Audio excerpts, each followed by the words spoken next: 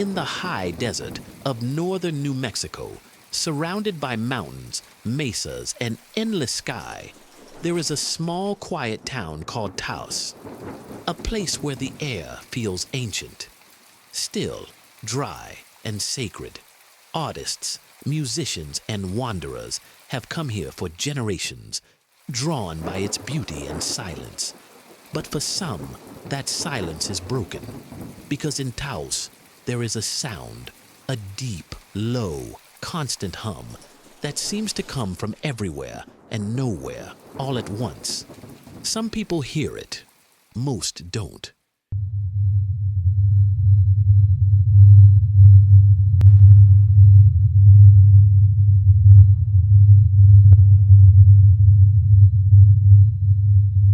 And for nearly half a century, no one has been able to explain what causes it.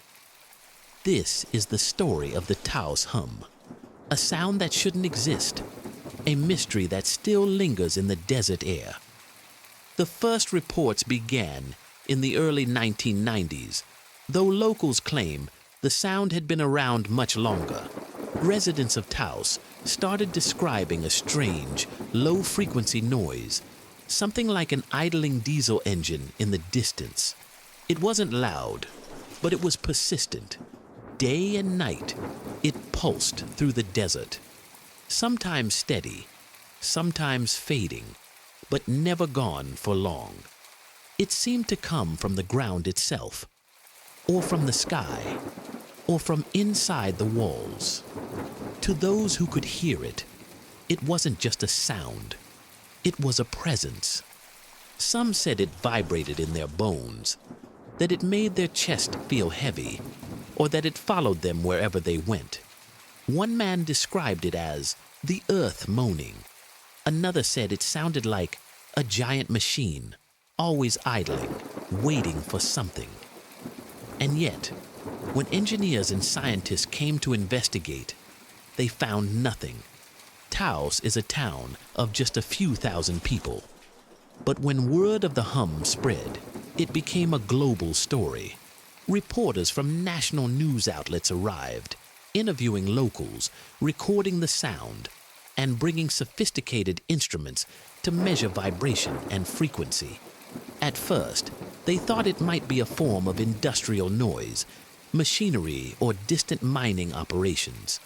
But there were no factories, no major roads, and no consistent sound sources for miles. Then they considered power lines or radio transmitters, anything that could generate a low-frequency electromagnetic hum.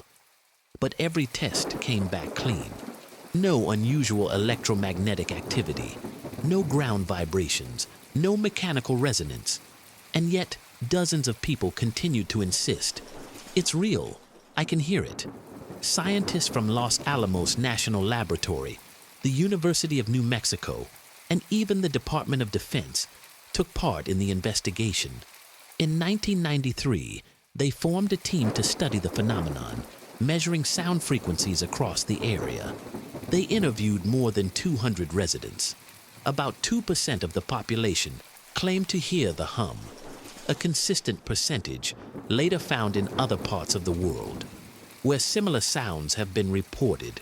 That number, 2%, became a defining statistic, raising even more questions. Why only some people? Why not everyone?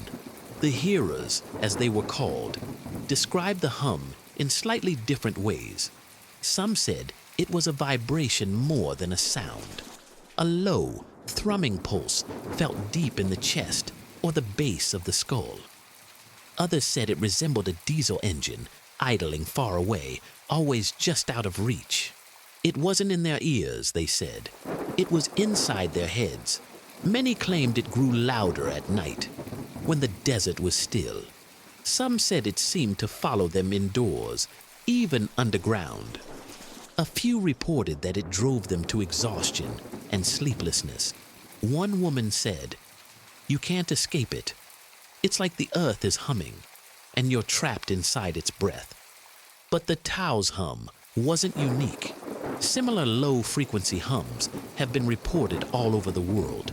In Bristol, England, in Windsor, Ontario, in Largs, Scotland, and in Kokomo, Indiana. They've been given names like the Bristol Hum, the Windsor Hum, and the Auckland Hum. Each case shares the same pattern. Only a small percentage of people can hear it. No definitive source is found, and the sound often fades mysteriously as suddenly as it began. It's as though the world occasionally exhales a note that only a few are tuned to hear. Researchers have proposed dozens of theories, each as fascinating as it is incomplete. Some believe the hum is caused by low-frequency sound waves from faraway ocean waves interacting with the continental shelf, a kind of global vibration known as microseism. These vibrations can travel thousands of miles and are often below the range of normal human hearing. But for certain people, with unusually sensitive ears or a particular sensitivity to pressure changes, they might become audible. Others think it could be a product of human infrastructure, gas pipelines, electrical grids, or even communication systems that emit subsonic frequencies. Still others suggest psychological or neurological explanations, that the hum may not be external at all, but an internal sound, similar to tinnitus, created by the brain's own frequencies interacting with ambient noise. But then, why does it cluster in specific towns and regions, far apart from one another? More speculative theories reach further. Some say the hum could be related to the Earth's magnetic field or seismic activity, natural vibrations deep within the crust. Others believe it's connected to military testing, submarine communication systems, or HAARP, the High Frequency Active Auroral Research Program, known for its experiments with ionospheric radio waves. And of course, there are those who suggest something more mysterious, that the hum is not of this world at all. They call it the sound beneath the sky, a kind of cosmic resonance, a signal, or even a form of communication, one we're not meant to understand. But whatever its source, the hum remains persistent and its effects deeply personal. To those who hear it, life can become difficult. The hum doesn't stop. It seeps into the quietest moments, at dinner, in bed, in the stillness before dawn. Some report that it causes headaches, dizziness, or even nausea. Others say it simply wears them down, an invisible weight pressing on their minds. A few have even moved away from Taos, hoping to escape it. Some claim it faded when they left.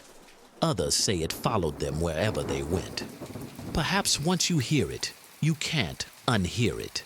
Years later, the official investigation into the Taos Hum ended with no answers. The scientists released their report. No consistent acoustic source detected, no measurable vibrations, no external frequencies found. They concluded that the cause was unknown. But for the people who still heard it, that wasn't good enough. Because they could feel it every day, they could still hear the hum. And if science couldn't explain it, then perhaps something else could. In the years since, the hum has become a kind of legend, a symbol of the line between what we know and what we don't. Visitors still come to Taos hoping to hear it. Most don't. They stand in the desert air, surrounded by silence, waiting for something that never arrives.